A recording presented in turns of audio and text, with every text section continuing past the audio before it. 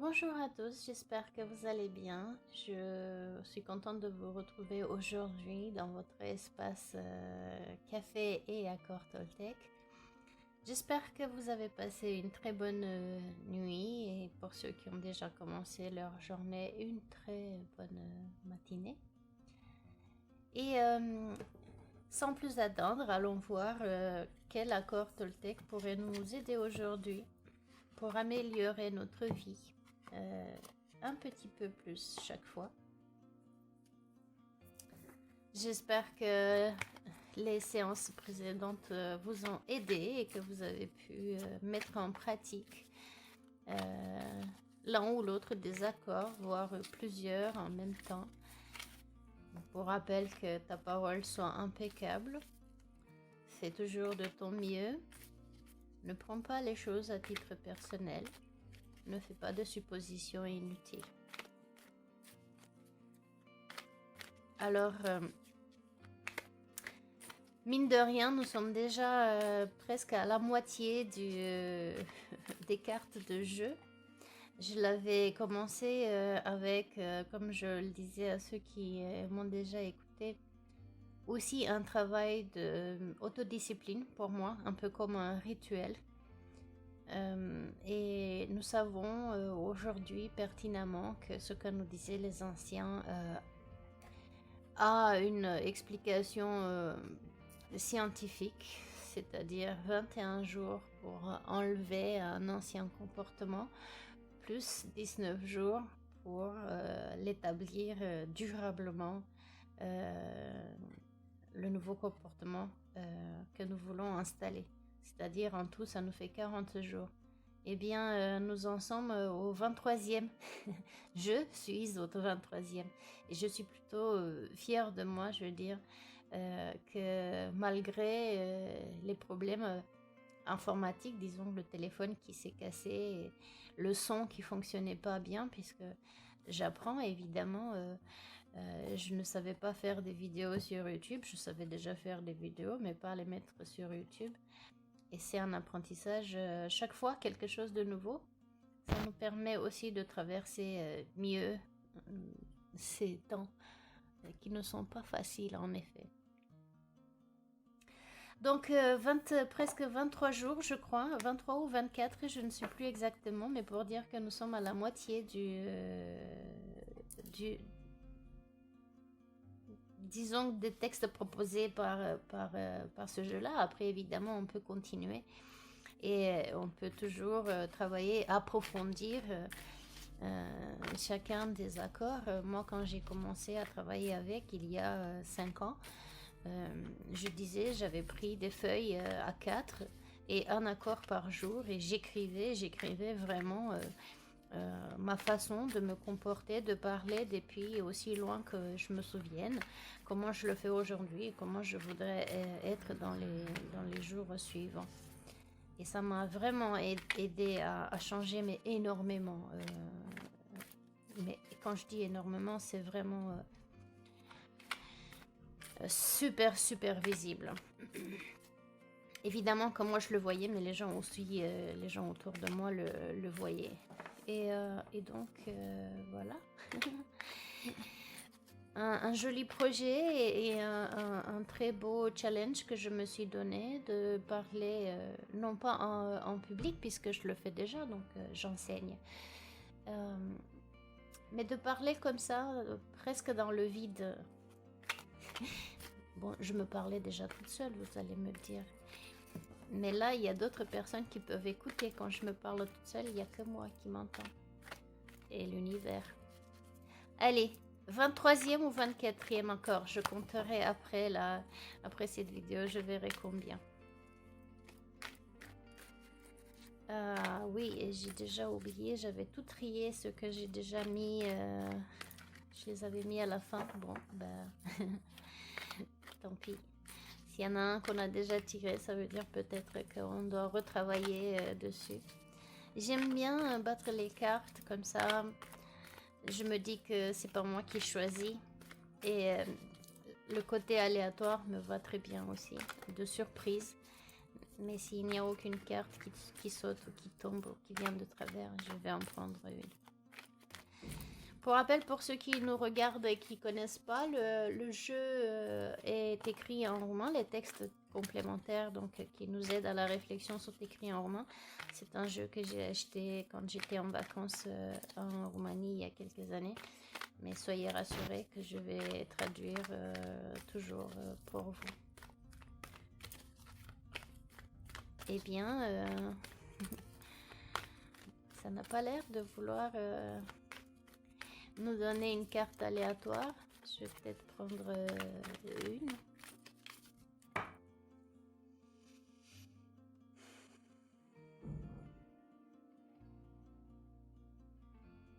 Un petit exercice de respiration, c'est peut-être pour ça.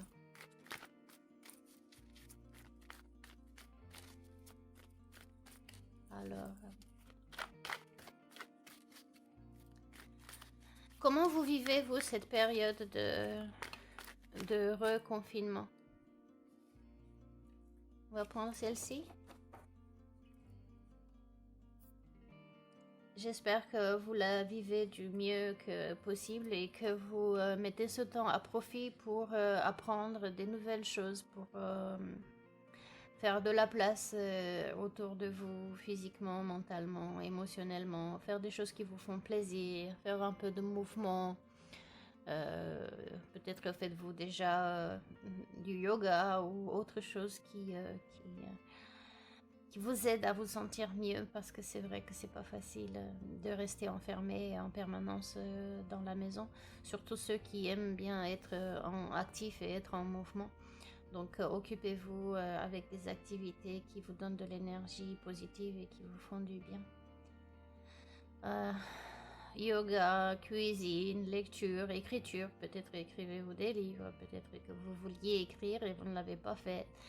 Peut-être faire comme moi, vous amuser à apprendre comment faire des vidéos sur YouTube ou pas. Peut-être avez-vous des cours que vous voulez mettre en route. Et en parlant de vidéos, sur Internet, vous trouvez des articles pour filmer et puis installer votre caméra, etc. Alors ça, c'est mon travail d'hier. Vous allez rigoler. Moi, je me suis amusée comme une folle. C'est pour faire ce qu'on appelle B-roll, en fait. Vous voyez, vous mettez votre caméra au-dessus, ici, avec bien sûr le support de caméra ou de téléphone, ici. Moi, en l'occurrence, il est au-dessus, donc il tient mon téléphone sur le moment. Et ça coûte minimum, si vous l'achetez directement en Chine, ça coûte minimum 28, 30 euros, un truc simple comme, vous savez, les petits skates avec bien sûr le bras qui vous permet de tenir la caméra. Et moi, je me suis amusée hier, j'ai fouillé dans les affaires de mes garçons, hein, ils sont adultes maintenant, mes garçons. Et je me suis amusée à faire ce porteur. Et figurez-vous que ça fonctionne bien. Bon, maintenant je me dis, comme je n'ai pas le permis de conduire, va falloir que j'apprenne à... Mais vous voyez, j'ai passé quelques moments à m'amuser, à me faire plaisir. Et évidemment à me rappeler des souvenirs du moment quand mes enfants ils étaient petits. Et ça là, pour ceux qui sont parents, vous savez la torture que c'est. Quand vous marchez dessus et que ça vous fait mal. Et quand les enfants ne veulent plus les défaire parce qu'ils préfèrent que ce soit vous et ça fait mal aux doigts de soulever ces pièces.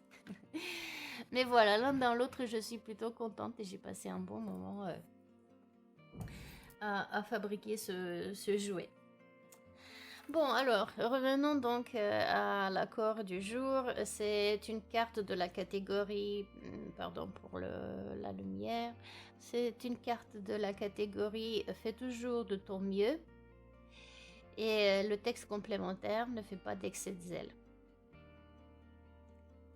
D'ailleurs, l'image, ça parle toute seule, hein. Ça me fait penser à l'hydre, aux cheveux là, en forme de serpent. voyez, avec ces oiseaux qui sont des symboles de messages, de chat, de parlotte incessante. Hmm, un peu trop, un peu too much. Le texte complémentaire: fait toujours de ton mieux, mais ne fais pas d'excès de zèle. Lorsque tu fais de l'excès de zèle, tu assèches ton corps d'énergie.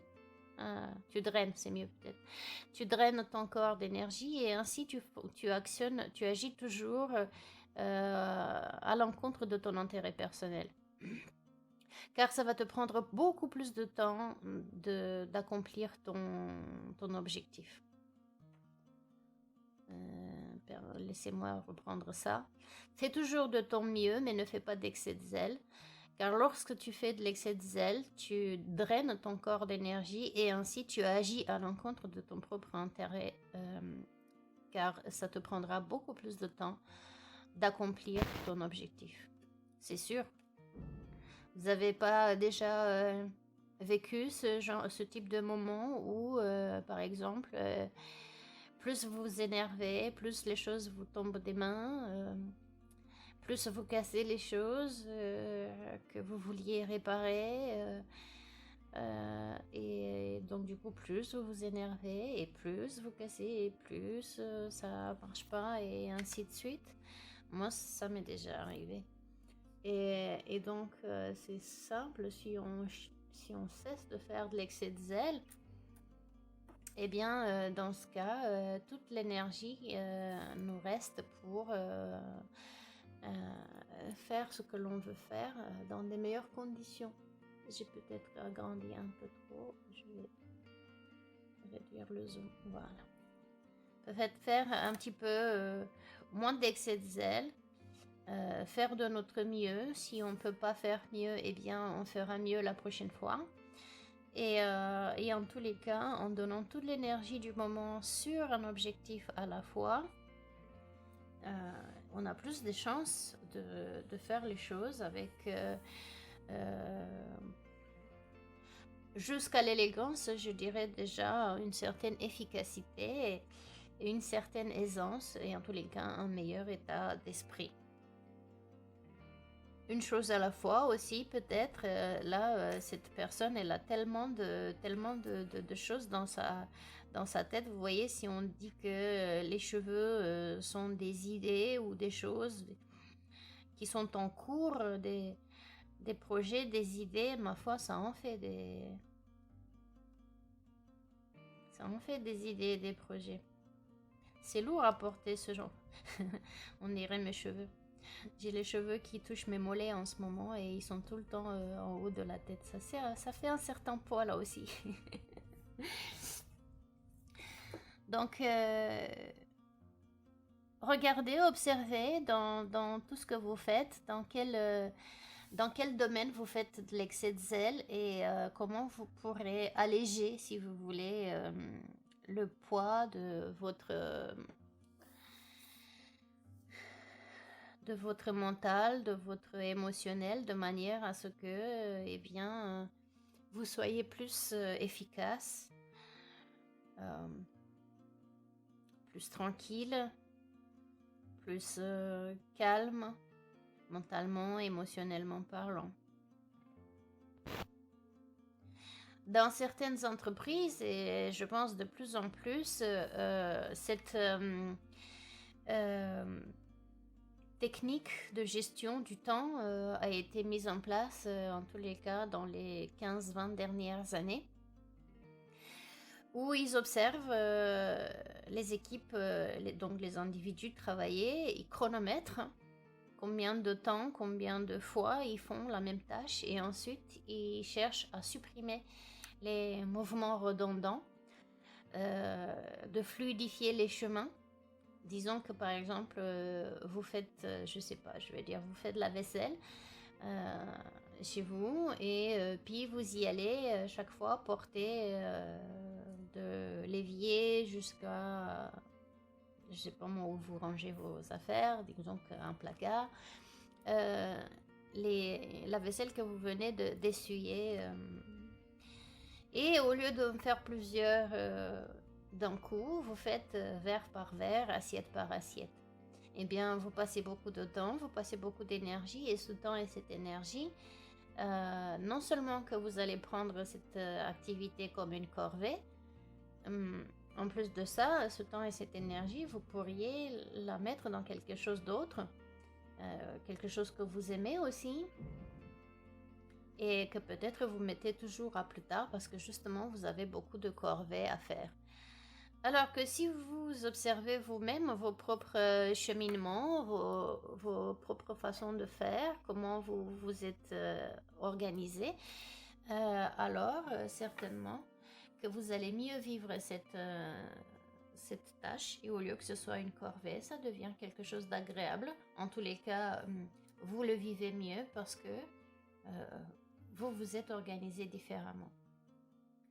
Ne faites pas d'excès de zèle, et bien même si vous êtes capable de faire plein de choses à la fois et que c'était la mode à être multitâche, eh bien multitâche c'est aussi de l'énergie déposée, dispersée dans plusieurs choses à la fois, ce qui fait qu'à un moment donné, vous vous videz encore plus d'énergie que si vous faisiez, par exemple, un projet à la fois. Vous voyez, comme cette personne-là sur la photo, elle a plein, admettons que ce soit des idées, des projets, des objectifs.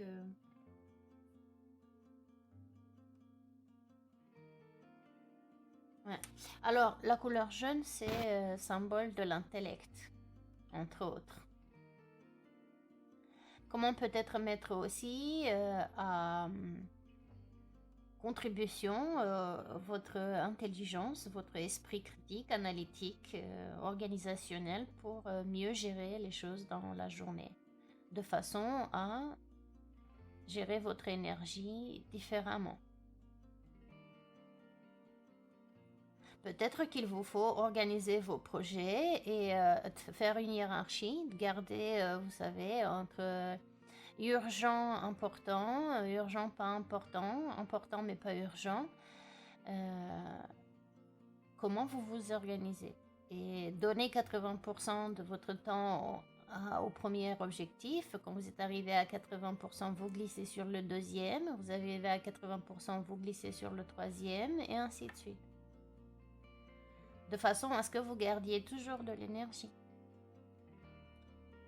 Si vous êtes suffisamment chargé, on va dire, on voit cette coiffure ici qui est tellement imposante, impressionnante.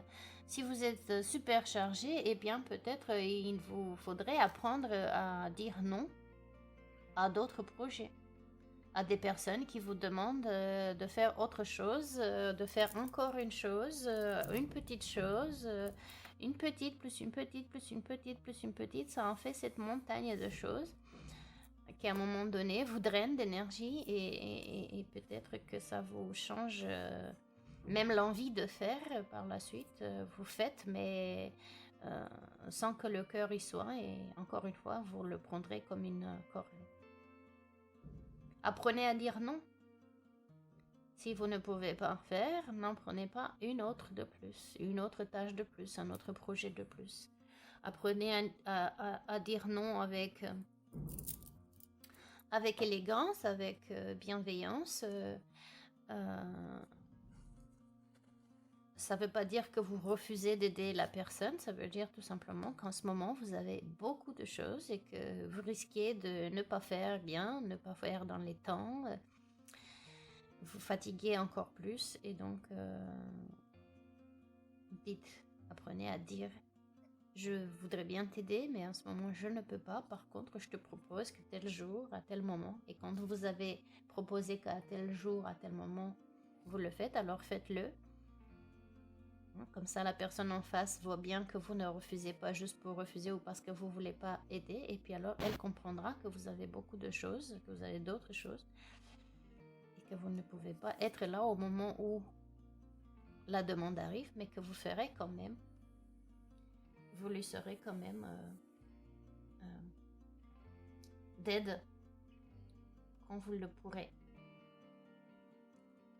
Ne faites pas d'excès de zèle. Voyez à quel endroit de votre vie vous en faites un peu trop. Peut-être vous vous mêlez des choses aussi, des objectifs qui ne sont pas les vôtres, des projets qui ne sont pas les vôtres, parce que vous voulez aider. Ça part toujours d'une bonne intention, hein. Je le comprends. Seulement en étant sur le chemin des autres, eh bien, vous n'êtes pas sur votre propre chemin. Tout ça parce que vous voulez faire bien, vous voulez faire, comment dirais-je, quelque chose de bien pour les autres. Ça vient aussi de l'éducation que nous avions, hein. Souvent de se mettre soi après les autres. Et quand il arrive le temps pour nous, ben, on n'a plus d'énergie parce que on a tellement fait d'excès de zèle à aider son prochain qu'il ne reste plus de temps pour nous. Et si les autres ne réfléchissent pas comme vous et ils ne viendront pas vous aider, alors là, vous voyez, frustration, regret, remords, toutes ces émotions qui nous drainent encore plus l'énergie. Donc oui, aider les gens, mais aider les autres, gardant à l'esprit que notre premier autre, c'est nous. Donc en cessant de faire de l'excès de zèle, en organisant mieux notre énergie, notre temps, notre mental, nos émotions, alors on pourra d'abord s'aider soi, et en s'aidant soi, on peut aider encore mieux les autres. En plus, on leur apprend aussi. On leur apprend comment être autonome et indépendant également.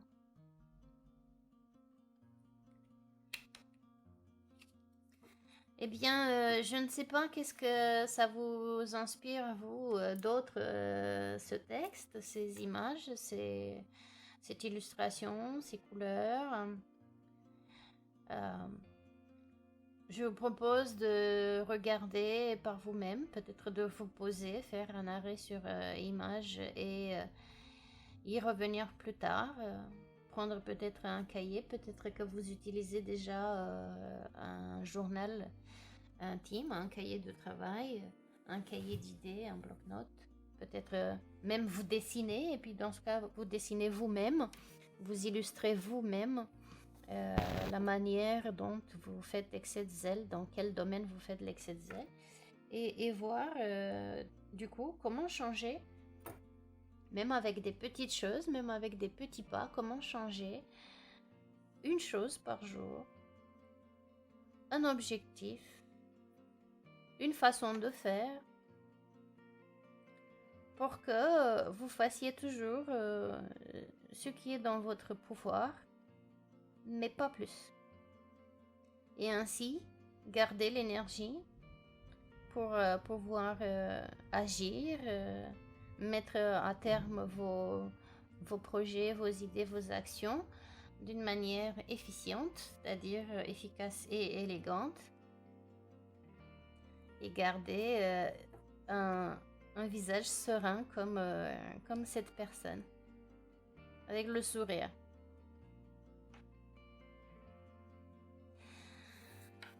Voilà mes amis, je vous remercie d'avoir été avec moi et d'avoir partagé ces réflexions ensemble. Et évidemment, je fais comme si je vous avais en face de moi, puisque je sais que vous êtes là-bas quelque part. et je vous propose de continuer de votre côté cette réflexion, voir comment vous pouvez implémenter cet accord dans votre vie. Donc faites toujours de ton mieux, ne fais pas d'excès de zèle, et peut-être l'implémenter dans votre vie dès aujourd'hui. Pourquoi pas? C'est une belle journée. Il y a du soleil. Et si vous voulez le faire dès maintenant, libre à vous. Si vous voulez le faire dès demain, libre à vous, sachant que la nuit porte toujours conseil. Je vous souhaite une excellente journée et je vous donne rendez-vous demain pour une autre tasse de café.